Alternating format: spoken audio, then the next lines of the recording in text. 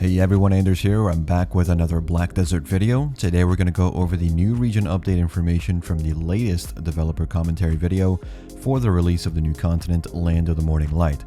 There are a lot of things to go over. I'm going to give you an overview of all the major updates, then go into each part in a separate video once I can do some more actual testing with the release of the region this coming week.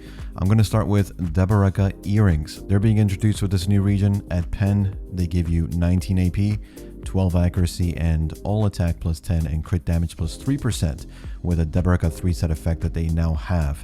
That makes them 2 AP less than Distortions and 4 accuracy less. Each enhancement level gives you 2 AP and 2 accuracy.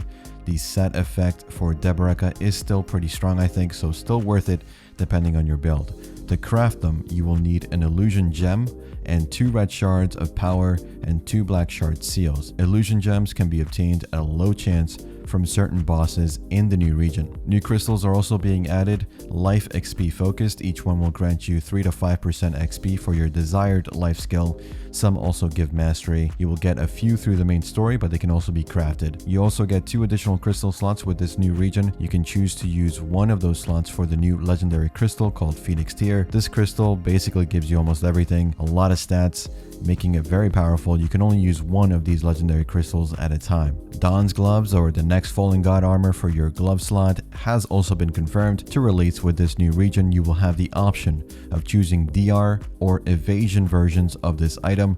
Both pen lever and pen bags at Kaphras level 10 will work for the usual transformation to Fallen God pieces. You will be able to craft a second pair of gloves if you want to have both versions, but to obtain the Hongic flame you need to craft the item, you will need to defeat one of the bosses in the new region. The drop rate is very low, but on par with the other flames we have currently. You can also craft the flame by using 300 crystallized despair, obtained very easily in Elvia Calphion, and 300 embers of the rising sun, 300 embers of the rising moon, and 300 embers of earth, which can only be obtained from the new region from those bosses. We do not have any information on the exact stats of Dahn's gloves, but we did get confirmation there will be a Kaphras extraction event, so you don't have to worry about that. Bosses in the new region will now drop new accessories, a necklace and a belt. These Tebek accessories have a unique effect to each one. The Tebek necklace, for example, when worn will replace your emergency escape. That's right, your V will be replaced. If you equip this item, you will be granted a Tebek wind buff. This allows you to use V from any CC, including knockdowns. You will also deal an AoE stiffness CC around you as you come out of your V animation. If instead you want to wear the Tebek belt, you will be granted with a Tebek wind skill.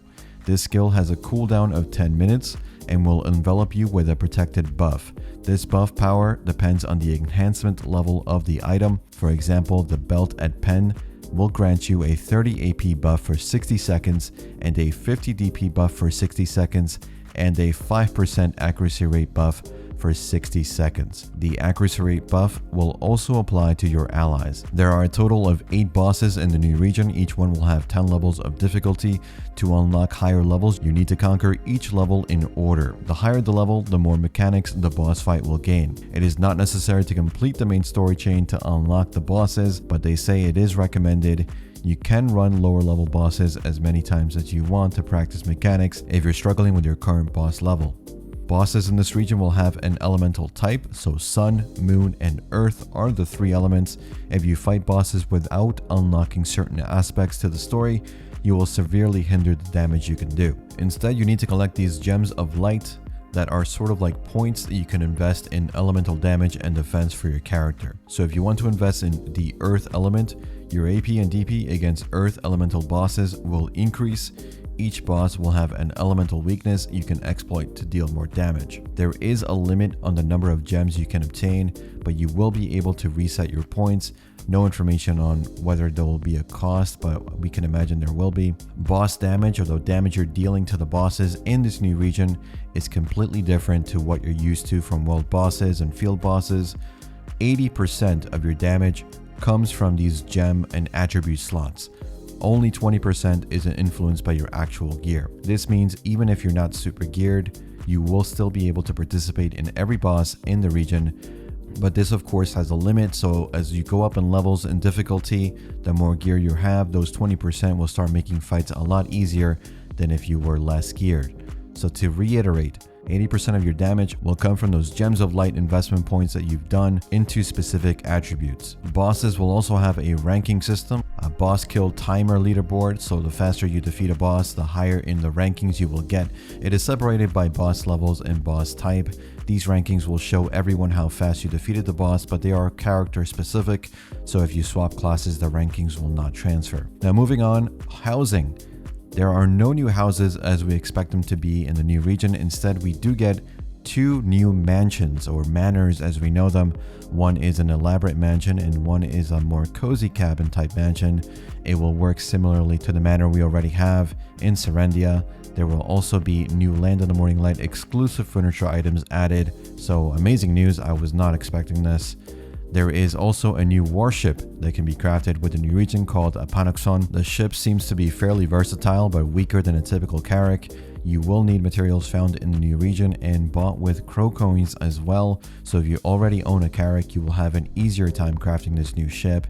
From what I can tell, it seems like the ship can be built in a way for bartering or for PvE, though it may be more of a novelty item, something cool to use if you want to change it up. We'll know more once we can see the ship's stats and if any gear can be applied.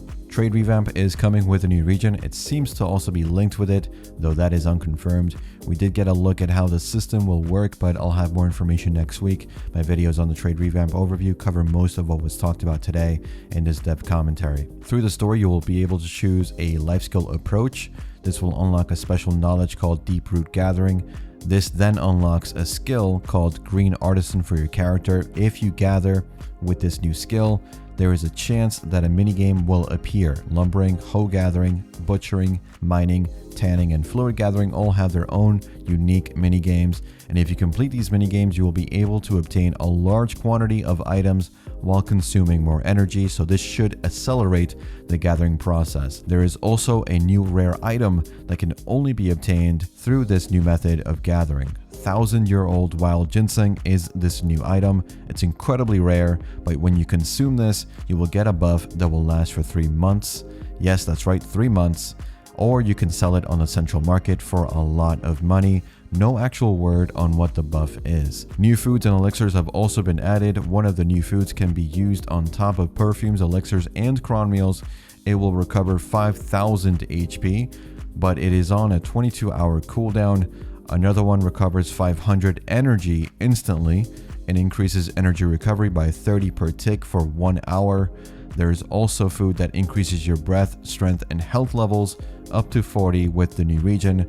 All 3 of those have a cooldown of 6 hours, so some pretty powerful stuff coming with this new region. There are 2 new worker types as well with the Land of the Morning Light, Dokubi and Human.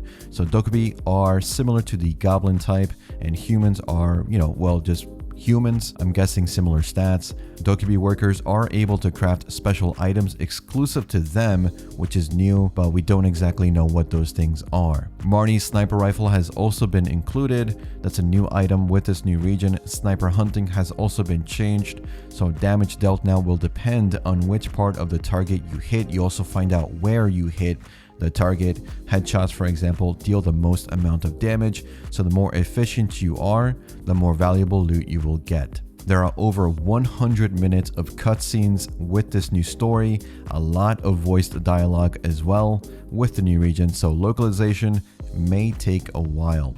That's all I have for you right now. Like I said, next week I'll do more of a deep dive for each new update for Land of the Morning Light, since I'll be able to actually show you the region and updates live. But for now, let me know what you think in the comments. As always, thanks for watching, thanks for listening. I'll see you all in the next one. Take care.